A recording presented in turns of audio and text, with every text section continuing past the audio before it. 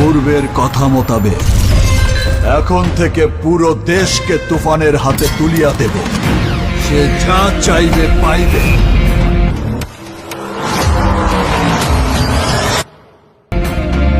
যা করিতে চাইবে করিবে। তাহাকে কোনো কিছুতেই বাধা দেয়ার এখতিয়ার কেউ রাখিতে পারবে না।